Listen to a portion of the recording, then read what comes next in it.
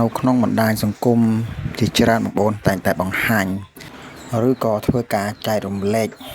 ពីជំងឺរបស់មាន់ប៉ុន្តែពួកគាត់តែងតែបង្ហាញនោះមិនបានច្បាស់លាស់ឬក៏ឲ្យបានក្បោះក្បាយនោះទេថាតើជំងឺដែលកើតនោះគឺវាកើតឡើងដោយសារអីទេហ្នឹងហើយអញ្ចឹងគាត់មិនបានបញ្ជាក់បានច្បាស់ទេអញ្ចឹងក៏មានបងប្អូនទីច្រើនគាត់ឆ្ងល់ថាជំងឺរបស់សត្វមាន់ហ្នឹងថាតើវាមានជំងឺអ្វីខ្លះហ្នឹងហើយមានបងប្អូនខ្លះគាត់ចែករំលែកមែនប៉ុន្តែគាត់ចែករំលែកមិនបានក្បោះក្បាយហើយបងប្អូនមួយចំនួនគាត់មិនយល់នៅជំងឺទាំងនោះហ្នឹងហើយគាត់គ្រាន់តែបញ្ជាក់ប្រាប់ថាមាន់កើតជំងឺហ្នឹងហើយជំងឺហ្នឹងមិនដឹងថាជំងឺអីអញ្ចឹងហើយបានខ្ញុំធ្វើវីដេអូនេះឡើងឬក៏ផលិតវីដេអូនេះដើម្បីបញ្ជាក់ឬក៏បង្ហាញបងប្អូននៅជំងឺមួយចំនួនដែលតែងតែកើតមកលើមាន់របស់យើងតើវាមានជំងឺអីខ្លះហើយវាកើតចេញពីពពួកអ្វីហ្នឹងហើយអញ្ចឹងក្នុងវីដេអូនេះខ្ញុំធ្វើការបង្ហាញបងប្អូនសម្រាប់បងប្អូនដែលគាត់មិនទាន់បានដឹងហើយសម្រាប់បងប្អូនដែលគាត់ដឹងហើយក៏សូមអធិស្ឋានផងហ្នឹងហើយសូមជម្រាបសួរដល់ពុកម៉ែបងប្អូនទាំងអស់គ្នាដែលចូលចិត្តក្នុងការចិញ្ចឹមមាន់ស្រែបែបលក្ខណៈគ្រួសារជួបគ្នាសារជាថ្មីទៀតហើយបងប្អូនក្នុងវីដេអូនេះខ្ញុំមកធ្វើការបង្ហាញពីជំងឺសំខាន់មួយចំនួនដែលតែងតែកើតមកលើមាន់ឬក៏សត្វចិញ្ចឹមរបស់យើងខ្ញុំគ្រាន់តែបង្ហាញពីជំងឺមួយចំនួនមកប្រាប់បងប្អូនតែប៉ុណ្ណោះខ្ញុំមិនបានធ្វើការបង្ហាញនៅការព្យាបាលឬក៏រោគសញ្ញាអ្វីទេហ្នឹងហើយគ្រាន់តែបង្ហាញថាជំងឺនេះឈ្មោះអីជំងឺនេះឈ្មោះអីតែប៉ុណ្ណោះណាបងប្អូនណាហ្នឹងហើយសម្រាប់ការព្យាបាលនិងការការពារខ្ញុំបានធ្វើវីដេអូរួចមកហើយពីជំងឺនីមួយៗបងប្អូនណាចឹងបងប្អូនអាចស្រាវជ្រាវ search ទៅមើលវីដេអូចាស់ៗខ្ញុំបានតាក់ទងទៅនឹងជំងឺនីមួយៗហ្នឹងហើយអញ្ចឹងក្នុងវីដេអូនេះខ្ញុំផ្ដោតសំខាន់ទៅលើបង្ហាញពីជំងឺមួយចំនួនដែលកើតចេញពីពពួក virus ហើយនិងពពួក bacteria ហើយមួយទៀតនោះគឺពីពពួក parasite ហើយនិងជំងឺកង្វះនៅអាហារូបត្ថម្ភហើយមួយទៀតនោះគឺជំងឺដែលពុលនៅចំណីអាហារហើយមួយទៀតនោះគឺជំងឺតានតឹងឬក៏គេហៅថាជំងឺ stress ក្នុងអារម្មណ៍ព្រោះណាហ្នឹងហើយអញ្ចឹងមុននឹងខ្ញុំធ្វើការបង្ហាញនៅជំងឺឬក៏អាននៅជំងឺមួយចំនួនដែលជាភាសាបច្ចេកទេសខ្លះអញ្ចឹងបងប្អូន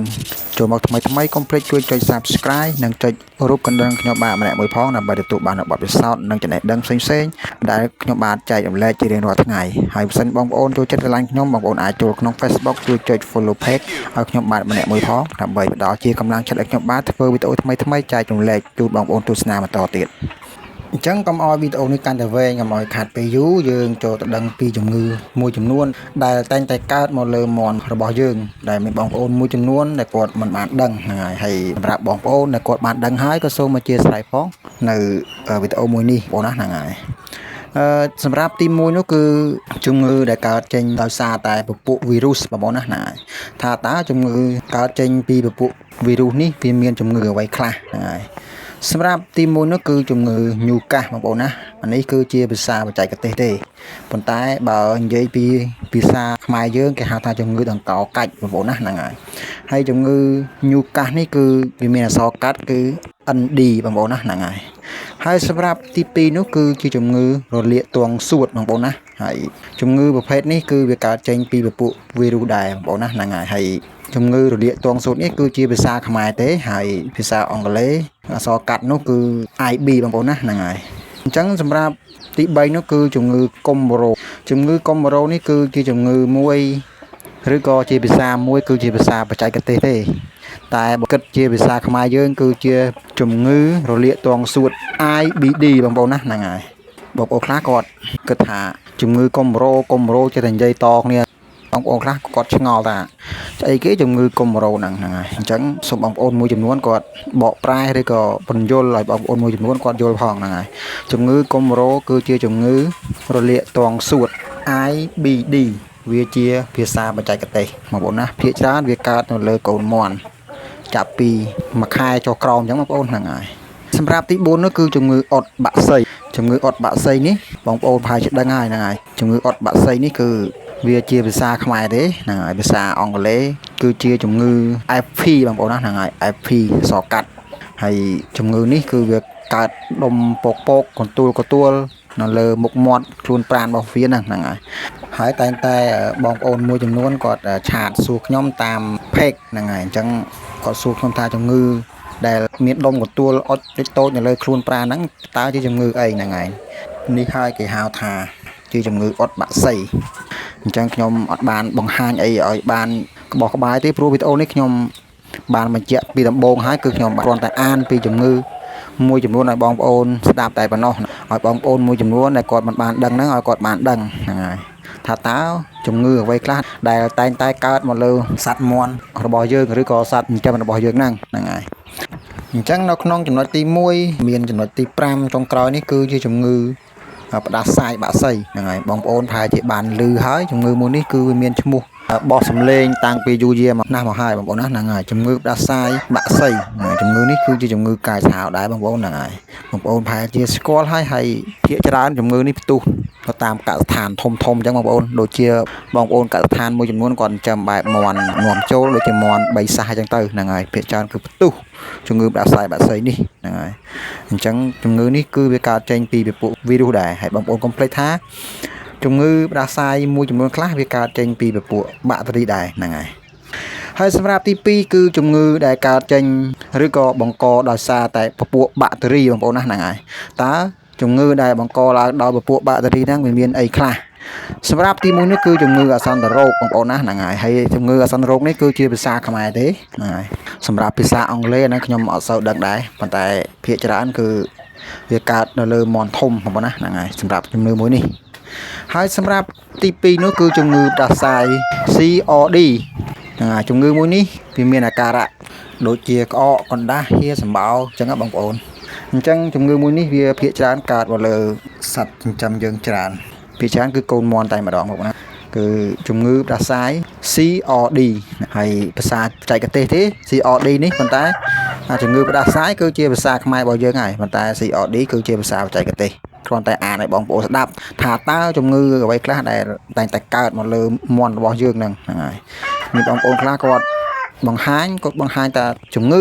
ប៉ុន្តែក៏អត់មិនយល់ថាជំងឺមានអីខ្លះចឹងបងប្អូនហ្នឹងអញ្ចឹងឥឡូវយើងចូលដល់ទី3ទៅហ្នឹងហើយទី3នោះគឺជំងឺ Mycoplasma គឺជាភាសាបច្ចេកទេសទេហ្នឹងហើយសម្រាប់ជាភាសាខ្មែរយើងគឺជាជំងឺផ្លូវដង្ហើមរ៉ាំរ៉ៃអញ្ចឹងមានបងប្អូនខ្លះគាត់មិនសូវដឹងស្អីគេ Mycoplasma ហ្នឹងហើយអញ្ចឹង Mycoplasma នេះគឺជាជំងឺផ្លូវដង្ហើមរ៉ាំរ៉ៃហ្នឹងហើយវាតាក់ទងទៅនឹង COD ដូចគ្នាទេបងប្អូនណាហ្នឹងហើយសម្រាប់ជំងឺមួយនេះហ្នឹងហើយសម្រាប់ទី4នោះគឺជំងឺផ្ដាសាយកូរីសាហ្នឹងហើយបងប្អូនប្រហែលជាឆ្ងល់ថាស្អីកូរីសាគឺជាភាសាមួយគឺជាភាសាបច្ចេកទេសទេបងប្អូនណាហ្នឹងហើយអញ្ចឹងសម្រាប់ជំងឺមួយនេះគឺមានបងប្អូនតែងតែឃើញអាការៈមានការហើមភ្នែកហ្នឹងបងប្អូនមាន់មិនថាមាន់តូចមិនថាមាន់ធំទេបងប្អូនតែតែឃើញវាហើមភ្នែកបងប្អូនរកមូលហេតុមិនឃើញថាចុះមាន់នេះកើតអីគេហើមភ្នែកហៀទឹកភ្នែកអាហ្នឹងហើយគឺជាជំងឺផ្ដាសាយកូរីសាបងប្អូនណាហ្នឹងហើយគឺជាភាសាបច្ចេកទេសទេភាសាខ្មែរយើងគឺជាជំងឺផ្ដាសាយហ្នឹងឯងបងប្អូនណាប៉ុន្តែគេបន្ថែមឈ្មោះមួយទៀតគឺកូរីសាបងប្អូនណាហ្នឹងហើយអញ្ចឹងបងប្អូនតែតែឃើញមានអាការៈវាហើមភ្នែកហៀទឹកភ្នែកហ្នឹងហើយអាហ្នឹងហើយគឺជាជំងឺកូរីសាដែលបងប្អូនមួយចំនួនគាត់ចែកចម្លែកគាត់គិតថាជំងឺអីហើមភ្នែកហ្នឹងហើយហើមភ្នែកហៀទឹកភ្នែកបងប្អូនហ្នឹងហើយគេហៅថាជំងឺកូរីសាមិនមែនហើមអុចនៅលើខ្លួនប្រាណវាទេអាហ្នឹងជាជំងឺអត់ទេបងប្អូនណាហ្នឹងហើយ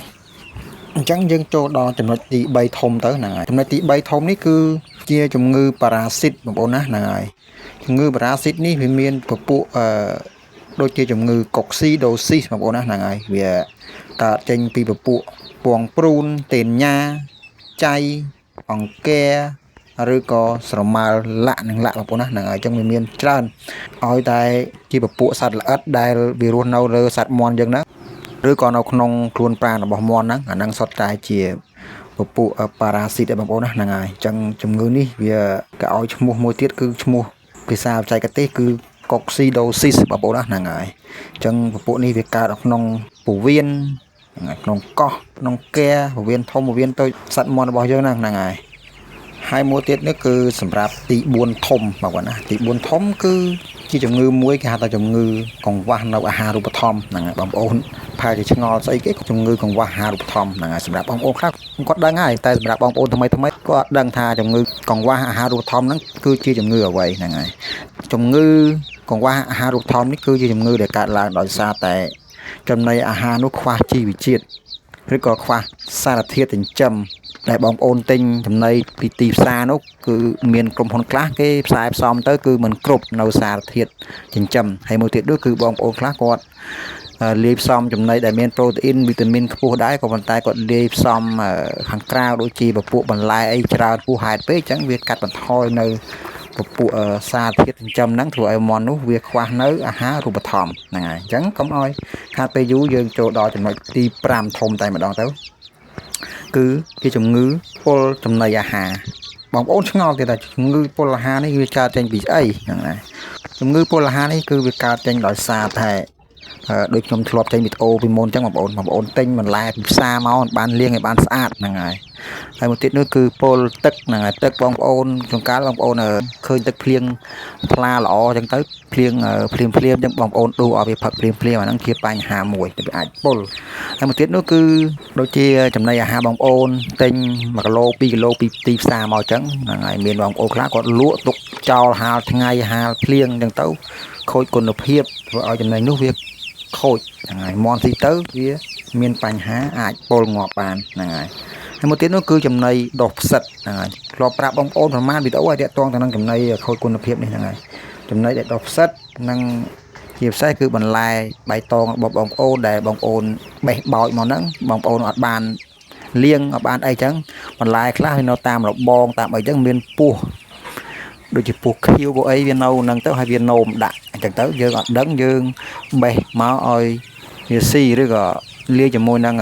ចំណីសម្រាប់ហ្នឹងលាយផ្សំឲ្យវាស៊ីទៅឆ្ងល់តែមន់ស៊ីទៅមិនចេះតែពុលងាប់អញ្ចឹងដោយសារតែវាពុលនៅចំណីអាហារហ្នឹងហើយហ្នឹងហើយអញ្ចឹងយើងកុំឲ្យខាត់ពេលយូរយើងចូលទៅដល់ចំណុចទី6ធំតែម្ដងទៅហ្នឹងហើយសម្រាប់ទី6ធំនោះគឺការតានតឹងក្នុងអារម្មណ៍ឬក៏ភាសា